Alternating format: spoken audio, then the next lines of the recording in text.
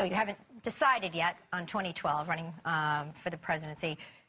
If you were to decide potential potential running mate, who would be ideal for you? Do you think? Name some.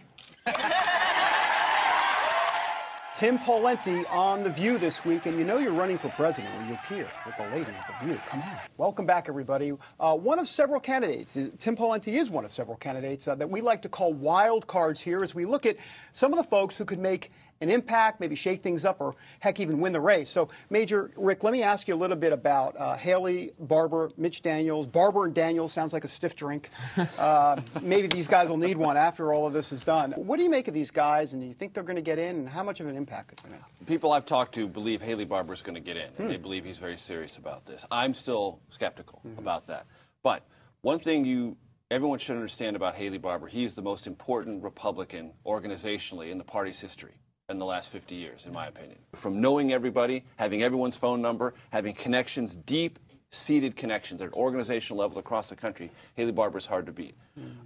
So he's a formidable candidate if he gets in and wants to use all those things. He has some health issues, and he also has some ability, or maybe lack of ability, to rise above the good old boy nature that he's always brought to politics. Plus, his entire career in Washington, in between these two structural things I talked about of being a lobbyist, with some clients that might not always go over so well. Interesting. Rick Klein, Mitch Daniels.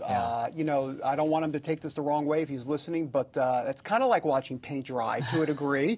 But he's wonky, but he's effective. The appeal around him is this is a guy that can just get things done. There's no sort of personal charisma out there. There's no cult of personality around Mitch Daniels. The people that are interested in Mitch Daniels are pretty wonky themselves. And I think that we may be at a wonky time in American politics where Republicans are looking for someone who would be a very strong manager, who'd be strong on the fiscal issues and can take it on a clinical level. Look, we need to cut the budget. We need to reform a lot of our entitlement programs. Here's someone that can go in there and do it right and do it as a strong, effective manager. Let me move on to Mike Pence real quick. He's an interesting guy. He checks the evangelical box, clearly. He's pretty solid on three legs of the GOP stool. Here's what he said when I asked him about running for president. It was kind of a comical moment. Take a look. All right, this is the part of the interview where I ask you the obligatory 2012 question, and this is the obligatory part where you just say, oh, you know, honored to be considered. So let's just go through the formalities. So are you thinking about 2012? Go ahead. I know it's coming, but are you thinking about 2012? Have you ever heard it asked that way? Well, you know, I'm very humbled any time we're mentioned in that regard. I really am. Any decision for our family about seeking higher office would be based on answering the question, is there not a cause? Is any particular opportunity, not whether or not it's right for us, but is it the place where we can make the most difference for what we care the most about? And that's how we'll pray through any decision for seeking any other office. Has it been at least part of the conversation at dinner table? At the dinner table? A little bit? just a little bit? After the college talk and all of that? Has it come up a little bit? Well, when I get asked by school kids if I've ever thought about running for president, I have one answer. And what is that answer?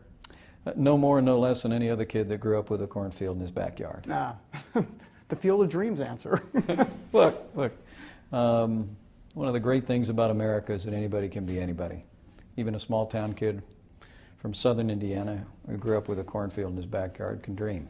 You can see it now, Rick. Can you? No, seriously. I mean, he does have the Indiana cornfield story. Certainly. And look, Mike Pence is going to either run for governor of Indiana or run for president, one of the two. I think he is effectively able to bridge some of the different coalitions of the Republican Party. I think he'd have a problem as a House member in terms of immediate name identification, distinguishing himself from the rest of the field. But he's clearly giving it another look. Look, that answer he just gave you is absolutely designed to be that kind of hook. To talk about what my family will think about. Is there a cause? Look, governors don't run about causes. I'm sorry. Presidents run about causes and challenges and enormous moments in history. Everything about his comportment and attitude and words there told me he is preparing to talk to people heart to heart about running for president, about a cause and about a journey. And those kind of things are synonymous with presidential campaigns that at least have a good chance.